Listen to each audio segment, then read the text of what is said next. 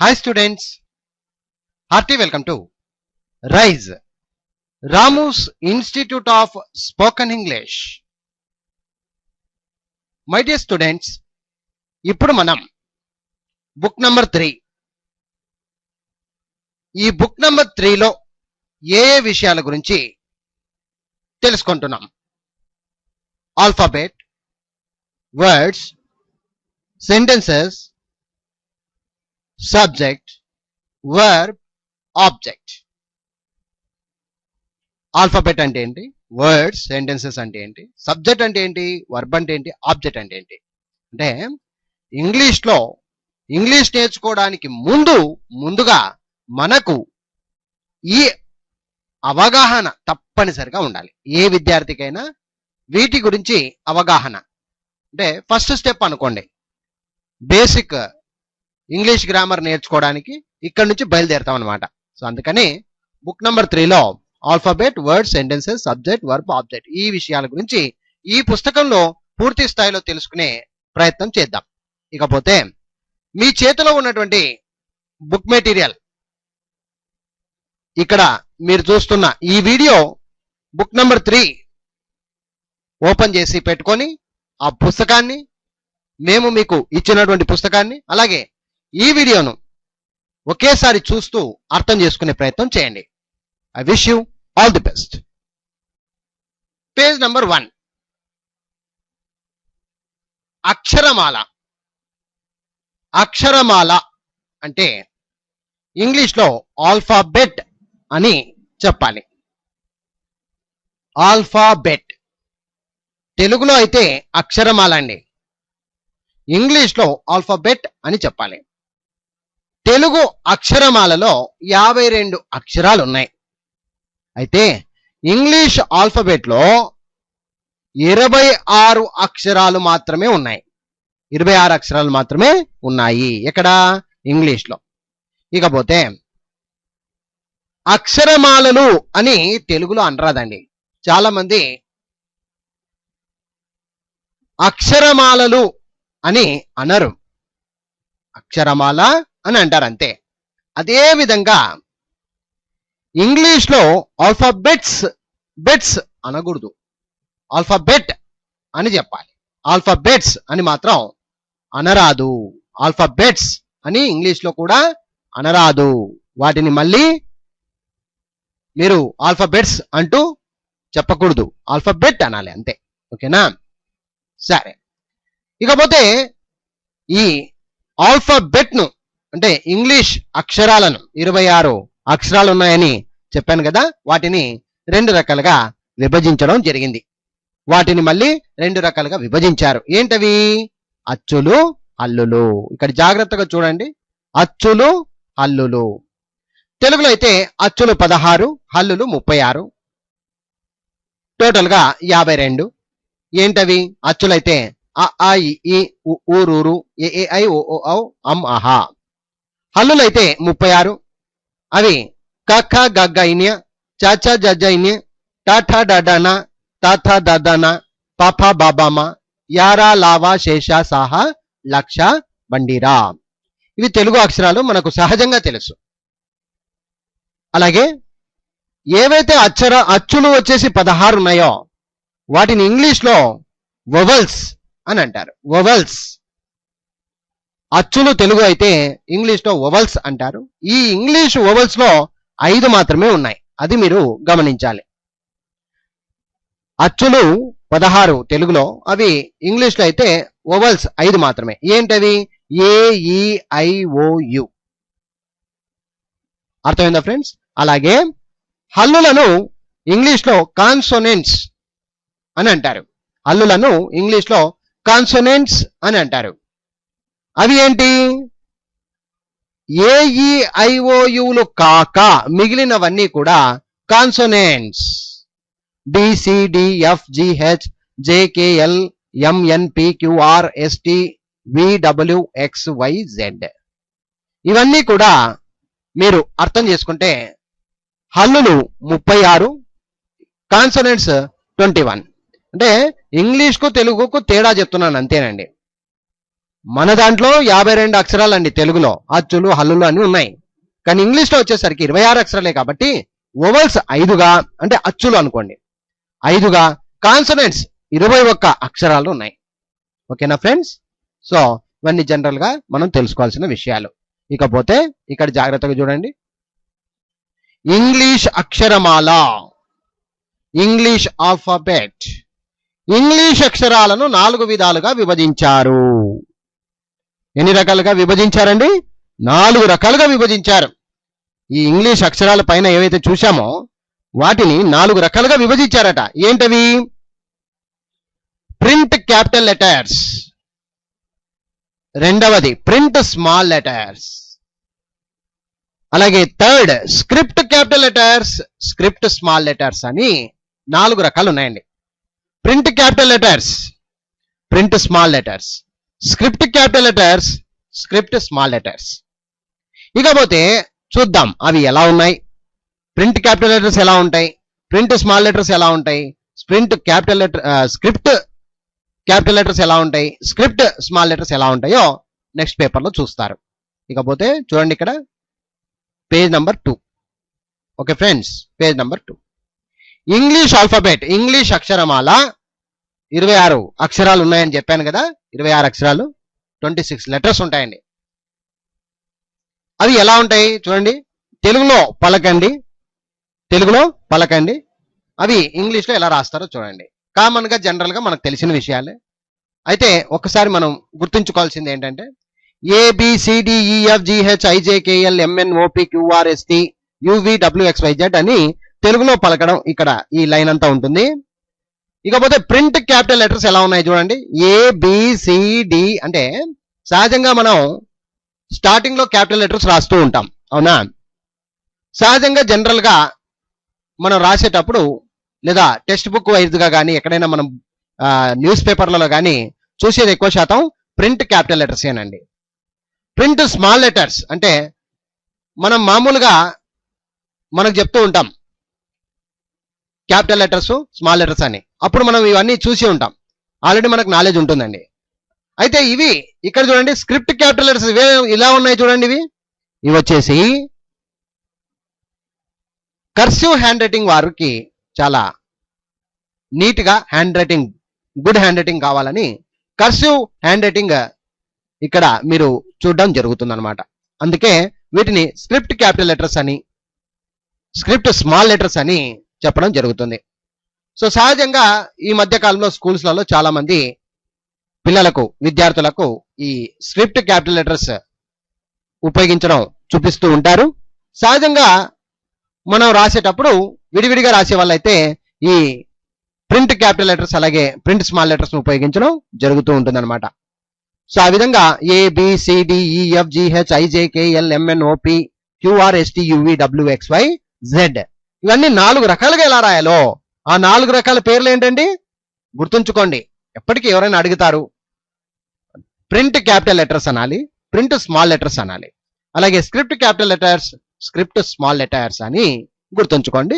మీరు కూడా ఈ పేపర్ను చూసి ఒకసారి రాయడం ప్రాక్టీస్ చేయండి. ఇక్కడ ఎలాగైతే మీరు చూస్తూ ఉన్నారో అలాగే మొత్తం రాయడం కూడా ప్రాక్టీస్ చేయండి, చాలా చక్కగా ఉంటుంది. ఓకే, ఇకపోతే ఇంతవరకు మనం ఏం నేర్చుకున్నట్టు?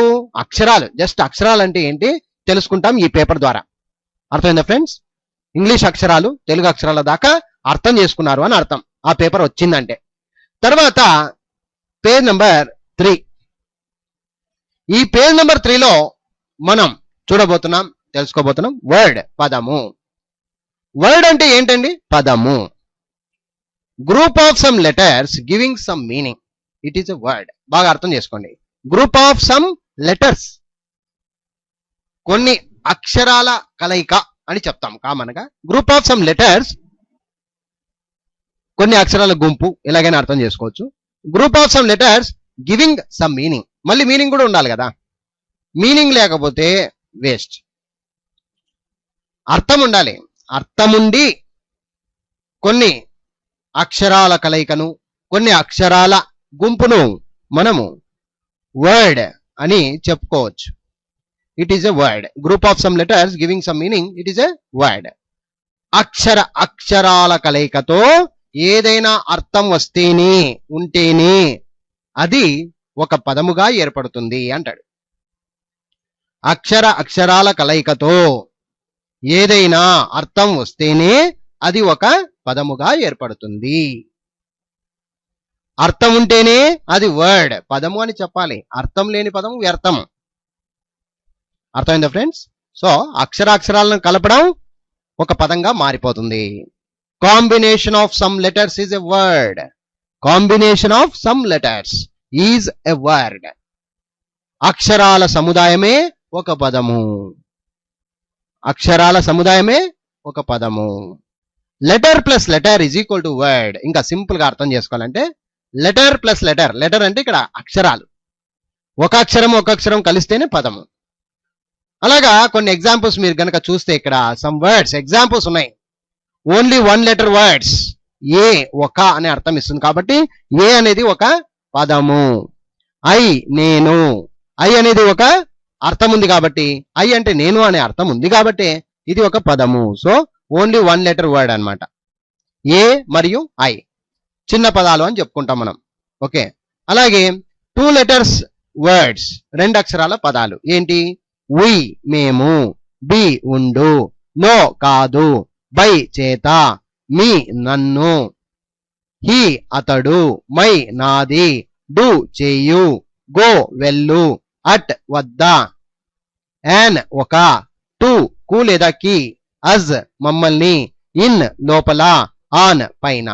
చూసారా, ఇవన్నీ 2 అక్షరాల పదాలు. ఇంకా ఉంటాయండి, వెతికితే ఇంకా చాలా దొరుకుతాయి. ఇవి శాంపుల్కి మాత్రమే, జస్ట్ మీకు అర్థం కావడానికి. అలాగే 3 letter వర్డ్స్, 3 అక్షరాలతో కలిసినటువంటి పదాలు. గాడ్ దేవుడు, షీ ఆమె, యు మీరు, వై ఎందుకు, హిమ్ అతన్ని, ఆర్ ఉన్నారు, అండ్ మరియు, నౌ ఇప్పుడు, ఏజ్ వయస్సు, డే రోజు, బిగ్ పెద్ద, సిట్ కూర్చోను, రన్ పరిగెత్తు, క్రై ఏడ్చు, ఎనీ ఏదైనా, జాబ్ ఉద్యోగం, హౌ ఎలా, bus bus, car car, cut కోయు, సీ చూచు, సే చెప్పు, ఆస్క్ అడుగు, క్యాట్ పిల్లి. చూశారు కదా, ఇవన్నీ 3 అక్షరాల పదాలు. ఇకపోతే 4 అక్షరాల పదాలు. బుక్ పుస్తకము, డోర్ తలుపు, నేమ్ పేరు, గుడ్ మంచి, కాల్ పిలుచు, లుక్ చూచు, ట్రీ చెట్టు, టైం సమయము, లవ్ ప్రేమ, లైక్ ఇష్టము, రీడ్ చదువు, టేక్ తీసుకో, టాక్ మాట్లాడు, ఓపెన్ తెరుచు, హోమ్ ఇల్లు, యువర్ మీ యొక్క, సిటీ నగరము, టౌన్ పట్టణము, దే వారు, మోర్ ఎక్కువ, కిల్ చంపు, ఫ్రమ్ నుండి, మూవ్ కదులు, వాక్ నడుచు. అలాగే ఎగ్జాంపుల్స్ చూస్తే కనుక 5 అక్షరాల పదాలు. హ్యాపీ సంతోషము, హౌస్ ఇల్లు, ప్రైజ్ విలువ, క్యాచ్ పట్టుకొను, థింక్ ఆలోచించు, అబౌట్ గురించి, క్లాస్ తరగతి, వేర్ ఎక్కడ, దేర్ అక్కడ, ఫైట్ కొట్లాడు, ఎలోన్ ఒంటరి, టైగర్ పులి, మనీ డబ్బు, వాటర్ నీరు, స్టాండ్ నిలుచు, లర్న్ నేర్చుకొను, ఇండియా భారతదేశము, థీఫ్ దొంగ.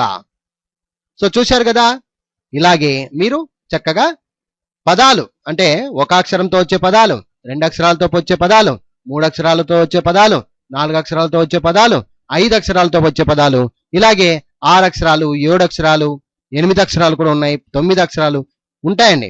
పదాలు ఎన్నైనా ఉన్నాయి. సో అవన్నీ చూడాలి అనుకుంటే మనం ఒక పెద్ద డిక్షనరీ ఓపెన్ చేయాలి. సో అందుకని అంటున్నాను, ఇక్కడ చూడండి. అలాగే ఎన్నో అక్షరాలను కలుపుతూ ఎన్నో వర్డ్స్ పదాలు ఉన్నాయి. వాటిని కూడా తెలుసుకోవాలంటే ఒకటే మార్గం, డిక్షనరీ ఓపెన్ చేస్తే చాలు. అర్థమైందా ఫ్రెండ్స్?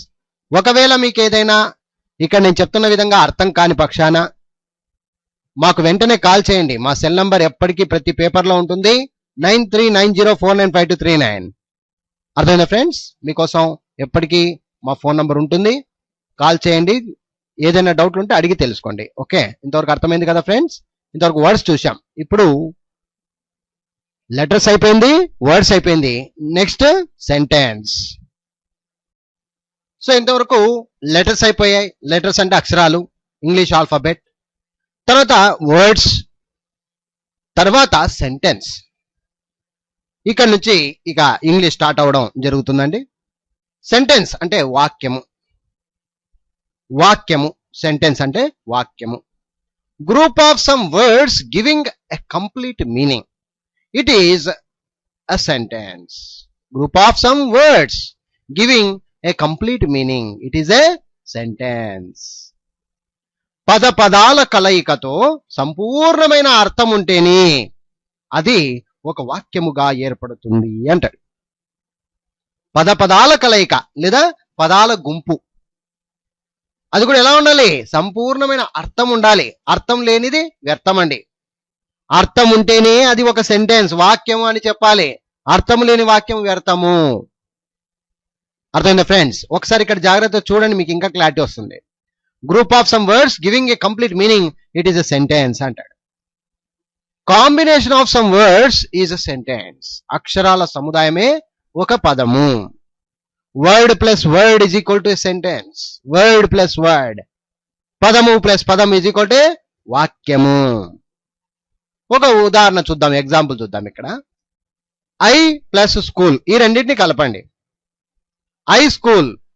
దీన్ని జాగ్రత్తగా గమనించండి. ఐ అంటే నేను, స్కూల్ అంటే బడి. నేను బడి, ఇది అసలు వాక్యమా? ఇందులో అర్థం ఉందా? గమనించండి, ఏమాత్రం అర్థం లేదు. ఇది వాక్యమే కాదు అసలుకి. కాబట్టి దీనిని రాంగ్ సెంటెన్స్, తప్పుడు వాక్యముగా చెప్పుకోవచ్చు, లేదా మీనింగ్లెస్ సెంటెన్స్ అని కూడా చెప్పుకోవచ్చు.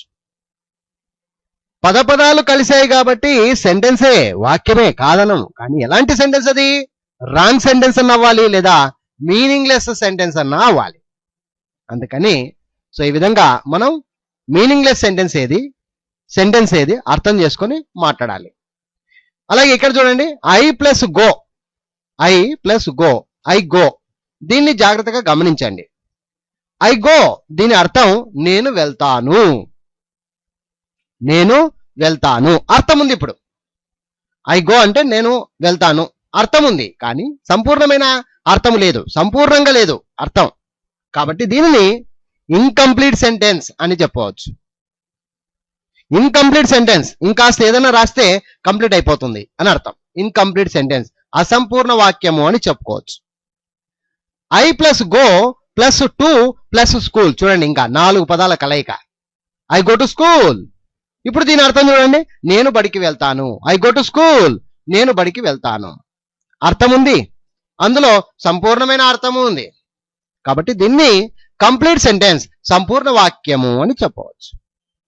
అర్థమైందా friends? So my dear students, English భాష మాట్లాడడానికి మనం ముఖ్యంగా ఏం నేర్చుకోవాలి? వాక్యాల నిర్మాణం చెయ్యడం పూర్తిగా నేర్చుకోవాలి. అయితే ఒక వాక్యాన్ని ఎలా నిర్మించాలో తెలుసుకోవాలంటే అందులోని భాగాలను గురించి పూర్తిగా తెలుసుకోవాలి. ఒక వాక్యంలో ఏముంటాయో వాటిని ఎలా గుర్తించాలో ఇప్పుడు పూర్తి స్థాయిలో తెలుసుకునే ప్రయత్నం చేస్తూ ఉన్నాం. అర్థమైందా friends? Okay. So my dear students, ఇక్కడ జాగ్రత్తగా చూడండి. Page number 5. ఇంగ్లీషు భాషను నేర్చుకోవాలని ప్రారంభిస్తున్న వారు ఈ క్రింది విషయాలను పూర్తిగా తెలుసుకోవాలి. ఈ క్రింది విషయాలను పూర్తి స్థాయిలో తెలుసుకొని ఉండాలి. ఏంటవి? కర్త సబ్జెక్ట్, కర్మ ఆబ్జెక్ట్, క్రియ వర్బ్. కర్త, కర్మ, క్రియలు అని అంటారు తెలుగులో అయితే. ఇంగ్లీష్లో అయితే సబ్జెక్ట్, ఆబ్జెక్ట్, వర్బ్. సరే చూద్దాం వీటి గురించి ఏంటో ఇప్పుడు చూద్దాం. కర్త, కర్మ, క్రియలు లేకుండా మాట్లాడే వాక్యమే లేదు, అసలు భాషనే లేదు. ఏ భాషకైనా కావలసింది కర్త, కర్మ, క్రియలండి. అది మీరు తెలుసుకోవాలి. ఇవి లేకుండా, వీటి గురించి తెలియకుండా ఏ భాషను కూడా నేర్చుకోలేము. అలాగే ఇంగ్లీష్ నేర్చుకోవాలన్నా కూడా వీటి గురించి తెలుసుకోవడం మనందరికీ చాలా అవసరం. ఓకేనా ఫ్రెండ్స్? వీటి గురించి ఇప్పుడు తెలుసుకుందాం. ఏంటి అసలు సబ్జెక్ట్ అంటే ఏంటి, కర్త అంటే ఏంటి. ఇక్కడ చూడండి, ముందుగా కర్త, సబ్జెక్ట్. జాగ్రత్తగా చూడాలి. మనం ఎవరి గురించి అయితే ప్రత్యేకించి మాట్లాడుతుంటామో వారినే తెలుగు వ్యాకరణంలో కర్త అని అంటారు. మనం ఎవరి గురించి అయితే ప్రత్యేకించి మాట్లాడుతుంటామో వారినే తెలుగు వ్యాకరణంలో కర్త అని అంటారు. ఇంగ్లీష్లో సబ్జెక్ట్ అని అంటారు. కర్తనే ఇంగ్లీష్లో సబ్జెక్ట్. మనం ఎవరి గురించి అయితే ప్రత్యేకించి మాట్లాడుతూ ఉంటామో, ఉదాహరణలు చూద్దాం. ఇక్కడ కింద ఉందని చూడండి. ఈ క్రింది వాక్యాలలో ఎవరి గురించి మాట్లాడుతున్నామో కనుక్కోండి అని. జాగ్రత్తగా చూడండి. రవి సినిమాకు వెళ్ళాడు. ఫస్ట్ లైన్, రవి సినిమాకు వెళ్ళాడు. ఇక్కడ రవి గురించి మాట్లాడుతున్నాం కాబట్టి సబ్జెక్ట్ ఎవరండి? ఇప్పుడు రవి, కర్త. అర్థమైందా? ఎవరి గురించి మాట్లాడుతున్నాం? రవి గురించి మాట్లాడుతా ఉన్నాం కాబట్టి రవినే ఇక్కడ కర్త. అలాగే రెండోది చూడండి. శివ ఒక సెల్ ఫోన్ కొన్నాడు. శివ ఒక సెల్ ఫోన్ కొన్నాడు. ఇక్కడ ఎవరి గురించి మాట్లాడుతున్నాం? వెరీ గుడ్, శివ గురించి మాట్లాడుతున్నాం కాబట్టి శివనే కర్త. ఆమె మామిడి పండు తినింది. ఆమె మామిడి పండు తినింది. ఇక్కడ ఎవరి గురించి మాట్లాడుతున్నాం? ఆమె గురించి మాట్లాడుతూ ఉన్నాం కాబట్టి ఆమె అనేది కర్త. అర్థమైందా ఫ్రెండ్స్? అలాగే మోహన్ 10వ తరగతి పాస్ అయ్యాడు. ఇక్కడ ఎవరి గురించి మాట్లాడుతున్నాం? మోహన్, కర్త. మా నాన్న ఒక సైకిల్ కొన్నాడు. మా నాన్న ఒక సైకిల్ కొన్నాడు. మరి ఇక్కడ ఎవరి గురించి మాట్లాడుతున్నాం? మా నాన్న గురించి మాట్లాడుతున్నాం కాబట్టి ఇక్కడ మా నాన్న అనేదే కర్త. In the same way English లో కూడా మీరు గమనించండి ఇక్కడ. అలాగే ఇంగ్లీష్ లో కూడా సబ్జెక్ట్ ను కనుక్కోండి. Ravi went to the movie. ఇక్కడ ఎవరండి సబ్జెక్ట్? ఎవరి గురించి మాట్లాడుతున్నాం? Ravi went to the movie. Ravi గురించి మాట్లాడతావు కాబట్టి రవినే subject. Shiva bought a cell phone. Shiva bought a cell phone. ఇక్కడ ఎవరి గురించి మాట్లాడుతున్నాం? శివ గురించి మాట్లాడుతున్నాం కాబట్టి శివ అనేది ఇక్కడ subject. She ate a mango. వాక్యం ఇది. షీ ఏట్ ఎ మ్యాంగో అనేది ఒక వాక్యం. ఓకే, షీ ఏట్ ఎ మ్యాంగోలో ఎవరి గురించి మాట్లాడుతున్నాం? షీ గురించి మాట్లాడుతా ఉన్నాం. అర్థమైందా ఫ్రెండ్స్?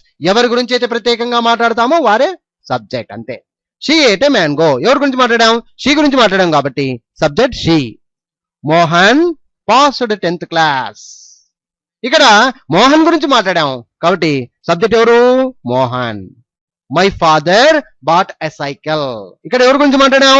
మై ఫాదర్ గురించి మాట్లాడాం కాబట్టి మై ఫాదర్ అనేది సబ్జెక్ట్. అర్థమైందా ఫ్రెండ్స్? సో ఇలా మనం ఎవరి గురించి అయితే ప్రత్యేకించి మాట్లాడుతుంటామో వారినే తెలుగు వ్యాకరణంలో కర్త అని అంటారు. ఇంగ్లీష్ లో సబ్జెక్ట్ అని అంటారు.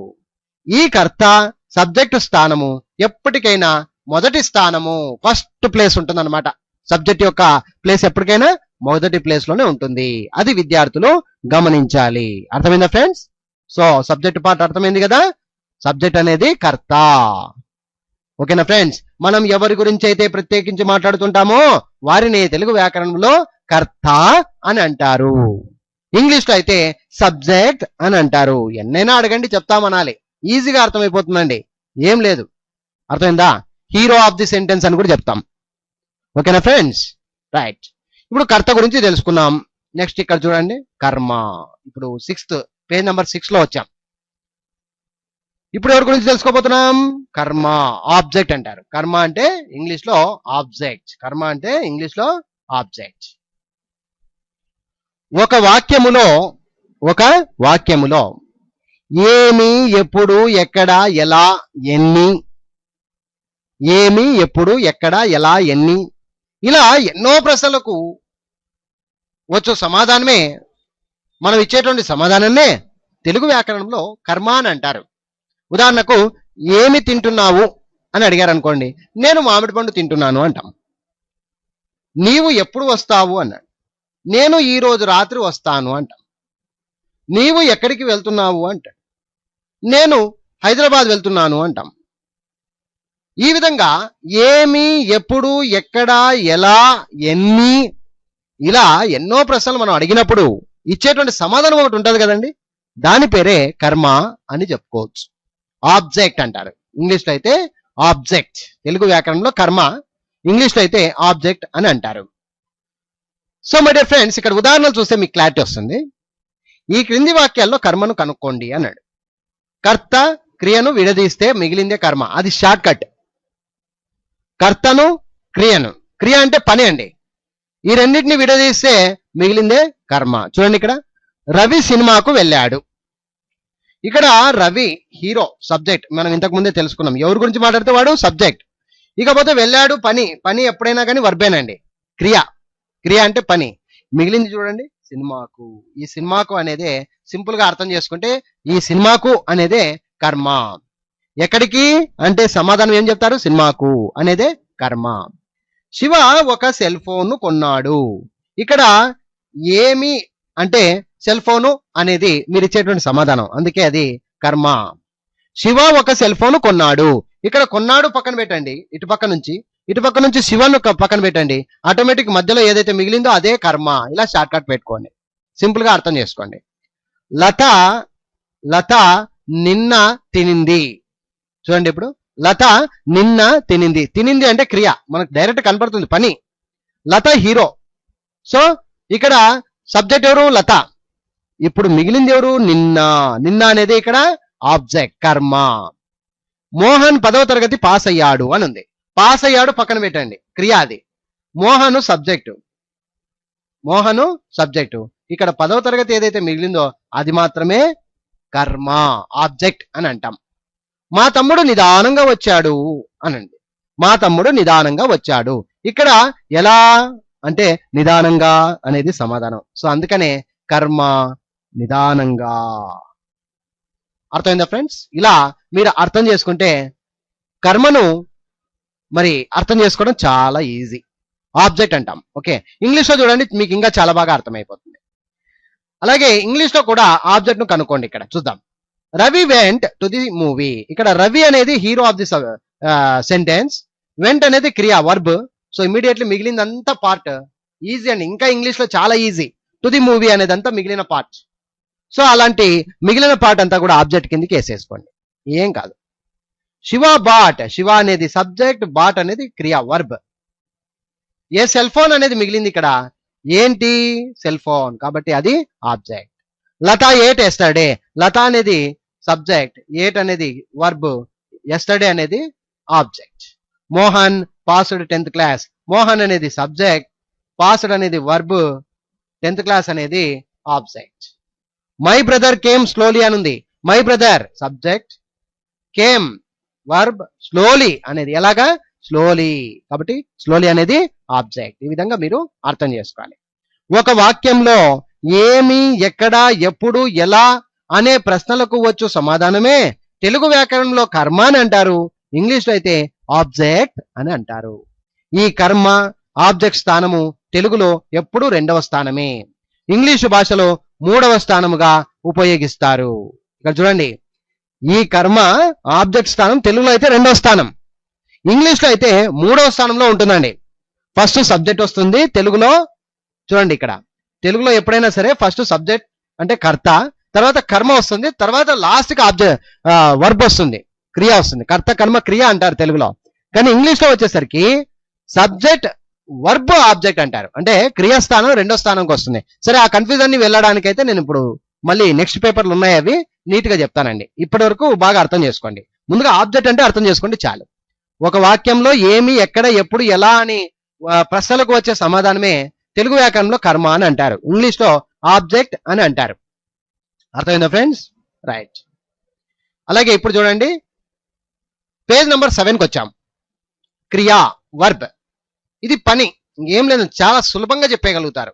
ఒక వాక్యంలో కర్త సబ్జెక్టు చేసే ఏ పని అయినా క్రియ అని అంటారు, ఇంగ్లీష్లో వర్బ్ అని అంటారు. ఒక వాక్యంలో కర్త, ఈ సబ్జెక్ట్ హీరో ఎవరైతే ఉన్నారో, ఎవరి గురించి అయితే మనం ప్రస్తావించి మాట్లాడుతున్నామో, అతను చేసేటువంటి పని లేదా ఆమె చేసేటువంటి పని లేదా అది చేసేటువంటి పని, మనము ఈ పనులను క్రియలు అని చెప్పుకోవచ్చు, వర్బ్ అంటాం. ఉదాహరణలు చూడండి, మీకు ఇంకా క్లారిటీ వస్తుంది. ఈ క్రింది వాక్యాలలో సబ్జెక్టు చేసే పనిని, క్రియను కనుక్కోండి అంటాడు. రవి సినిమాకు వెళ్ళాడు. ఇంకా డైరెక్ట్ మీరే చెప్పొచ్చు, వెళ్ళాడు పని అది, కాబట్టి వెళ్ళాడు అనేది క్రియ.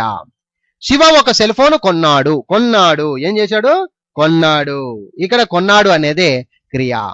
లత మామిడి పండు తినింది. తినింది క్రియ. మోహన్ 10వ తరగతి పాస్ అయ్యాడు. పాస్ అయ్యాడు క్రియ. మా నాన్న ఒక సైకిల్ కొన్నాడు. కొన్నాడు ఏం చేశాడు? కొన్నాడు. పని, ఏం పని చేశాడో ఆ పని చెప్పడమే క్రియ. ఇంగ్లీష్లో కూడా చూడండి, అలాగే ఇంగ్లీష్లో కూడా వర్బును కనుక్కోండి. Ravi went to the movie. ఎప్పుడైనా సరే చూడండి, 2వ స్థానమే వర్బు. ఇక్కడ అక్కడేమో పైన 3వ స్థానంలో వచ్చింది, ఇక్కడ 2వ స్థానం మధ్యలో ఉంటుంది. రవి వెంట్ సబ్జెక్ట్ అయిన వెంటనే వర్బు రావాలి. ఇంగ్లీష్లో ఉండేటువంటి ముఖ్య సీక్రెట్ అది. Okay, so Ravi went to the movie, went అనేది verb. Shiva bought a cell phone, bought అనేది verb. Latha ate a mango, ate అనేది verb. Mohan passed 10th class, passed అనేది verb. My father bought a cycle, so bought అనేది verb. ఇలా ఒక వాక్యంలో subject చేసే ఏ పనినైనా క్రియ అని అంటారు. ఒక వాక్యంలో సబ్జెక్టు చేసే ఏ పనినైనా క్రియ అని అంటారు. ఇంగ్లీష్లో అయితే వర్బ్ అని అంటారు. ఇంగ్లీష్లో వర్బ్ అని అంటారు. ఈ క్రియ వర్బ్ స్థానము తెలుగులో అయితే 3వ స్థానంలో ఉంటుందండి. ఇంగ్లీషు భాషలో అయితే 2వ స్థానముగా ఉపయోగిస్తాం. ఈ క్రియ వర్బ్ స్థానము తెలుగులో అయితే 3వ స్థానము, ఇంగ్లీషు భాషలో అయితే 2వ స్థానం అండి. అర్థమైందా ఫ్రెండ్స్? సరే, ముందుకు వేద్దాం. ఇక చూడండి, పేజ్ నంబర్ 8. సరే, ఇప్పుడు మీకు ఒక హోంవర్క్ అనుకోండి. ఇంతవరకు మనం ఏం తెలుసుకున్నాం? కర్త అంటేమి, కర్మ అంటేమి, క్రియలు అంటేమి తెలుసుకున్నాం అంతే. ఇప్పుడు మీకు ఒక హోంవర్క్ ఇక్కడ మీరు చూడడం జరుగుతుంది. ఈ క్రింది వాక్యాలలో కర్త, కర్మ, క్రియలను కనుక్కోండి లేదా విడదీయండి అని అన్నాడు. ఈ క్రింది వాక్యాల్లో కర్త, కర్మ, క్రియలను కనుక్కోండి లేదా విడదీయండి, గుర్తించండి అని అర్థం. సో ఇప్పుడు మీరు ఒక్కొక్కటిగా చదువుకుంటూ హ్యాపీగా సొంతంగా మీరే చేయడానికి ప్రయత్నించండి. ఆ తర్వాత ఇక్కడ నుంచి ఈ వీడియో చూడండి, మీకు నీట్గా అర్థం అవుతాయి. ఓకే, ముందుగా ఇది హోంవర్క్ అనుకోండి. హోంవర్క్ గా చేయండి. మీ చేతిలో పుస్తకం ఉంది ఆల్రెడీ, మీరు హోంవర్క్ చేయండి. ఆ తర్వాత మీరు ఈ వీడియోను చూడండి. ఓకే, శరత్ డిగ్రీ పరీక్షలు రాస్తున్నాడు. ఇక్కడ కర్త ఎవరండి? కర్తలు ఎవరు? ఇక్కడ శరత్. ఎవరి గురించి మాట్లాడాము? శరత్ డిగ్రీ పరీక్షలు రాస్తున్నాడులో శరత్ అనేది కర్త. కర్మ అంటే డిగ్రీ పరీక్షలు. డిగ్రీ పరీక్షలు ఏమి అంటే డిగ్రీ పరీక్షలు, కాబట్టి కర్మ. క్రియలు, క్రియలు అంటే మీ పనులు, పనులు అనేది రాస్తున్నాడు. సో రాస్తున్నాడు అనేది క్రియ.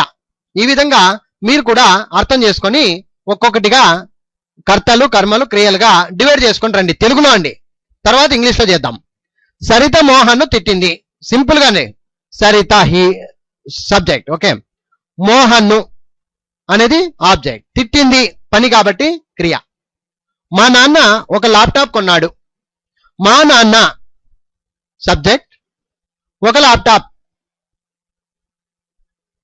కర్మ అంటే ఆబ్జెక్ట్, కొన్నాడు క్రియ. గోపాల్ స్కూల్ ఫీజు చెల్లించాడు. గోపాల్ అనేది కర్త, స్కూల్ ఫీజు అనేది కర్మ, చెల్లించాడు క్రియ. సొంతంగా మీరు చెప్పాలండి, నేను చెప్పడం కాదు. ఈ వీడియో తర్వాత చూడండి. ఫస్ట్ మీరు అంతా నేర్చుకోండి, తెలుసుకోండి, మీరు హోంవర్క్ చేయండి. ఆ తర్వాత ఈ వీడియోని చూడండి. అతడు అందంగా ఉన్నాడు. చూడండి, అతడు కర్త, అందంగా కర్మ, ఉన్నాడు క్రియ. ఆమె పెద్దలను గౌరవిస్తుంది. ఆమె సబ్జెక్ట్ కర్త, పెద్దలను కర్మ, గౌరవిస్తుంది క్రియ. మా స్నేహితులు నన్ను మోసం చేశారు. మా స్నేహితులు కర్తలు, నన్ను కర్మ, మోసం చేశారు క్రియ. అలాగే మా అమ్మ నాన్ వెజ్ వండింది. మా అమ్మ సబ్జెక్ట్ కర్త, నాన్ వెజ్ కర్మ, వండింది క్రియ. సునీల్ లావణ్యను పెళ్లి చేసుకున్నాడు. సునీల్ లావణ్యను పెళ్లి చేసుకున్నాడు. సునీల్ సబ్జెక్ట్, లావణ్యను కర్మ ఆబ్జెక్ట్, పెళ్లి చేసుకున్నాడు వర్బ్. సీత అడవికి వెళ్ళింది, సీత కర్త సబ్జెక్ట్, అడవికి కర్మ ఆబ్జెక్ట్, వెళ్ళింది క్రియ. వారు మమ్మల్ని పెళ్లికి ఆహ్వానించారు, వారు అనేది సబ్జెక్ట్, మమ్మల్ని పెళ్లికి అనేదంతా మొత్తం కర్మ ఆబ్జెక్ట్, ఆహ్వానించారు వర్బ్ క్రియ. వీళ్ళంతా రేపు తిరుపతికి వెళ్తున్నారు, వీళ్ళంతా సబ్జెక్ట్, రేపు తిరుపతికి ఆబ్జెక్ట్, వెళ్తున్నారు వర్బ్ క్రియ. కర్త కర్మ క్రియ అండి. మేము ఈరోజు వస్తున్నాము, మేము కర్త, ఈరోజు కర్మ, వస్తున్నాము క్రియ. కమల వాడిని ఇష్టపడింది, కమల సబ్జెక్ట్ కర్త, వాడిని ఆబ్జెక్ట్ కర్మ, ఇష్టపడింది వర్బ్ క్రియ. చిరంజీవి మా ఊరికి వచ్చాడు, చిరంజీవి కర్త, మా ఊరికి కర్మ, వచ్చాడు క్రియ. రాజేష్ బొమ్మను గీచాడు, రాజేష్ కర్త, బొమ్మను కర్మ, గీచాడు వర్బ్ క్రియ. నేను అతడిని కలిశాను, నేను సబ్జెక్ట్ కర్త, అతడిని కర్మ, కలిశాను క్రియ. సతీష్ డాక్టర్ను పిలిచాడు, కలిశాడు, సతీష్ డాక్టర్ను కలిశాడు, సతీష్ కర్త, డాక్టర్ను కర్మ, కలిశాడు క్రియ.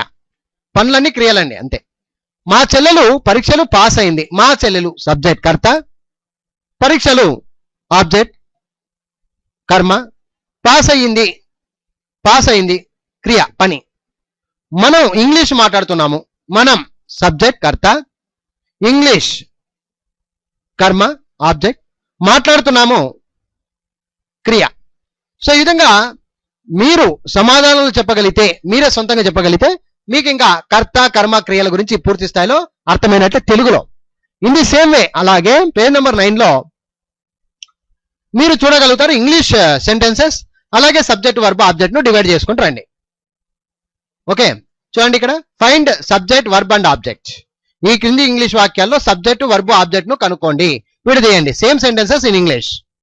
Sarath is writing degree exams అని ఉంది ఒక వాక్యం. ఇందులో హీరో ఎవరు? సబ్జెక్ట్ శరత్. ఈజ్ రైటింగ్ అనేది వర్బ్ అండి, పని, కాబట్టి వర్బ్ ఈజ్ రైటింగ్. వర్బ్ ఆ తర్వాత ఆబ్జెక్ట్, ఆబ్జెక్ట్ ఏది ఇక్కడ? డిగ్రీ ఎగ్జామ్స్ అనేది object. Saritha scolded Mohan, first subject Saritha, తర్వాత స్కోల్డెడ్ అనేది వర్బ్, మోహన్ అనేది object. My father bought a laptop, my father అనేది సబ్జెక్ట్, బాట్ అనేది వర్బ్, ల్యాప్టాప్ అనేది ఆబ్జెక్ట్. కర్త కర్మ క్రియలు ఇంగ్లీష్ లో ఇప్పుడు కనుక్కుంటున్నాం subject verb and object. Gopal paid the school fees, Gopal subject, verb paid, object వచ్చేసి the school fees. He is handsome, he అనేది సబ్జెక్ట్, వర్బ్ అనేది ఈజ్, హ్యాండ్సమ్ అనేది object. She respects the elders, she subject, respects verb క్రియ, the elders object. Our friends cheated me, our friends subject, cheated verb, me object. Our mother cooked non veg, our mother subject, cooked verb, non veg object. Sunil married Lavanya, Sunil subject, married verb, Lavanya object. Sita went to the forest,